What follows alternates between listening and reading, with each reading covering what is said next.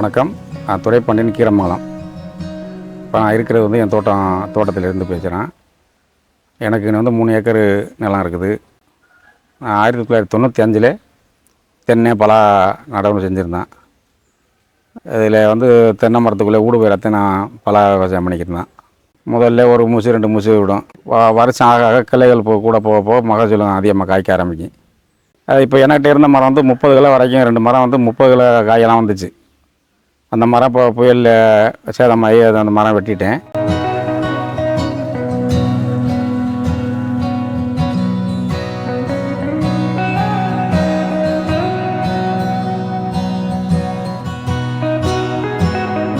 இப்போ எப்படின்னா தென்னை மரம் போட்டோம்னா ஒரு மாவுக்கு 30 கன்று போடுவோம். அது மாதிரி போட 4 தென்னங்கன்றுக்கு இடையில் ஒரு பலாக்கன்று போடுறோன்னாக்கா 30 கன்று போடுற இடத்துல 25 கன்னாவது போடலாம்.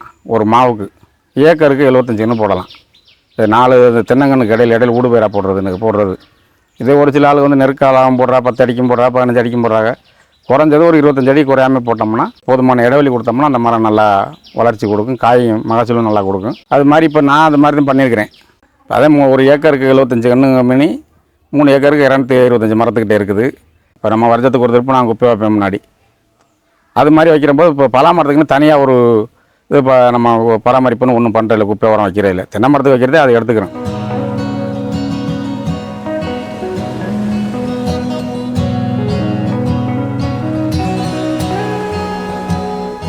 இந்த சூழ்நிலை கஜா புயலில் வந்து 2 மரம் கிளை பேர்ந்து விழுந்துருச்சு. 48,000 ரூபாய் கொடுத்தேன் 2 மரத்தையும்.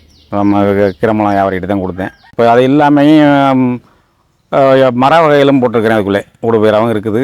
இப்போ என் தோட்டத்தில் எப்படின்னா மகாகனி இருக்குது, வேங்கை இருக்குது, தேக்கு இருக்குது. இதெல்லாம் எப்படின்னா ஒரு 30 வருஷம் கழித்து நான் வெட்டி விற்றாதான் எனக்கு அது வருமானம். இப்போ பலாங்கிறது எனக்கு ஆண்டுதோறும் வருமானம் கொடுக்குது.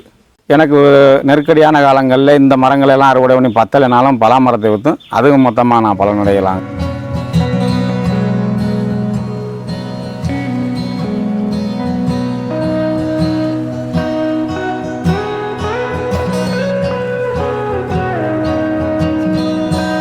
ஆரம்ப காலங்களில் காய்ப்புக்குன்னு மரம் துவங்கும் போது அதில் 2 காய் 3 காய் காய்க்கும்.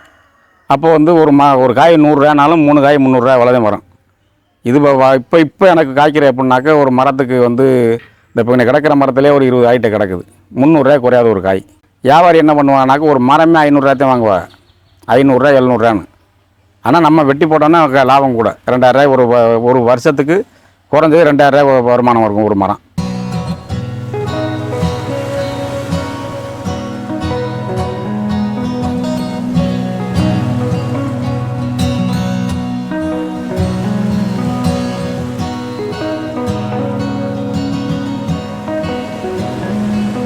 இடைக்கணக்கு பார்த்தோம்னா 30 ரூபா 35 ரூபா ஒரு காலத்துக்கு போச்சு.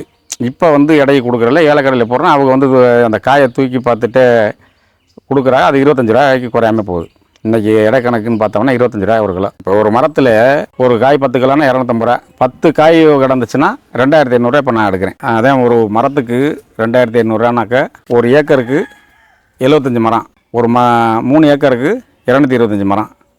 ஒரு மரத்தில் 2500 ரூபா அப்படின்னாக்கா 225 இண்டு 2500 போட்ட வகையிலாம் 5 லட்ச ரூபா வரும்.